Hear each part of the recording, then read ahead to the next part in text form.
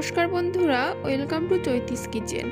আজকে পনিরের একটা খুব সহজ এবং চটজলদি রেসিপি আপনাদের সাথে শেয়ার করব, যেটা সন্ধ্যের টিফিনে বা স্ন্যাক্স হিসাবে খুবই ভালো হয় খেতে। তো রান্নার জন্য পনিরগুলোকে আমি এভাবে লম্বা করে কেটে নিয়েছি। আর এখন আমি পনিরগুলোতে দিয়ে দিচ্ছি কিছুটা পরিমাণ গোলমরিচের গুঁড়ো। গোলমরিচের গুঁড়ো না দিলে আপনারা লঙ্কা কুচি করে ব্যবহার করতে পারেন। দিয়ে দিচ্ছি পরিমাণ মতন হলুদ। এবার দিয়ে দিচ্ছি সামান্য একটু জিরের গুঁড়ো, দিয়ে দিচ্ছি পরিমাণ মতন লবণ। এবার সব দিয়ে পনিরগুলোকে কিছুক্ষণ ভালোভাবে মাখিয়ে রেখে দেব। সন্ধ্যে টিফিনে বা স্ন্যাক্স হিসাবে যদি এই রেসিপিটি আপনারা বানান তাহলে খেতে খুবই ভালো লাগবে। তো পনিরগুলো আমার খুব ভালোভাবে মাখানো হয়ে গেছে। এখন আমি পনিরগুলোকে কিছুক্ষণের জন্য রেখে দেব।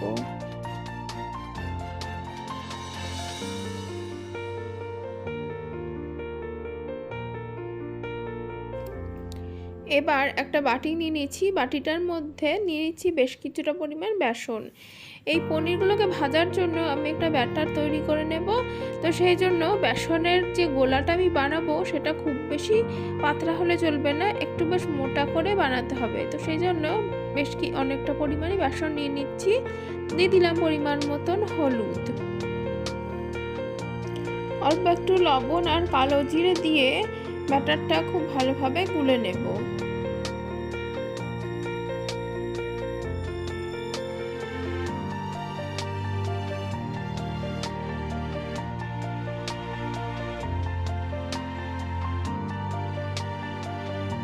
আপনার এই গোলাটা বানানোর সময় আমি দিয়ে দিচ্ছি 1 চামচ চাট মশলা।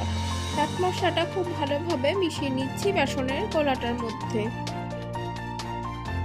এবার ভাজার জন্য কড়াইতে দিয়ে দিচ্ছি বেশ অনেকটা পরিমাণ সাদা তেল। তেলটা গরম করে নেব।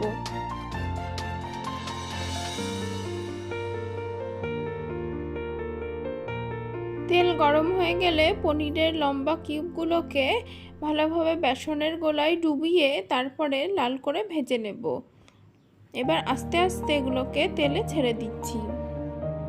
যেহেতু পিসগুলো বেশ বড় বড়, তো সেই জন্য আমি অল্প অল্প করে ভেজে নিচ্ছি। খুব ভালোভাবে লাল করে পিঠ ওপিঠ ভেজে নেব।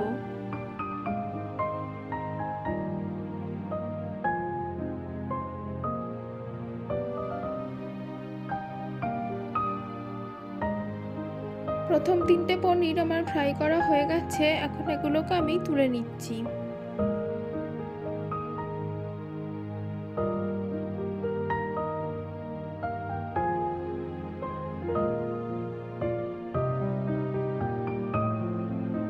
এভাবে বাকি পনিরগুলো ভেজে নিয়ে তারপরে ফেরত আসছি। সমস্ত পনিরগুলো আমার ভাজা হয়ে গেছে। এখন এগুলো আমি তুলে নিচ্ছি। সন্ধেবেলা গরম গরম চায়ের সাথে যদি থাকে এরকম একটা ফ্রাই, তাহলে সন্ধেবেলা চায়ের আসর জমে যেতে বাধ্য। আর বন্ধুরা, আমার আজকের রেসিপি যদি ভালো লেগে থাকে তাহলে রেসিপিটিতে অবশ্যই লাইক দেবেন, কমেন্ট করবেন। আর আমার চ্যানেলটিকে যারা সাবস্ক্রাইব করেননি, সাবস্ক্রাইব করে অবশ্যই পাশে থাকবেন। ধন্যবাদ বন্ধুরা।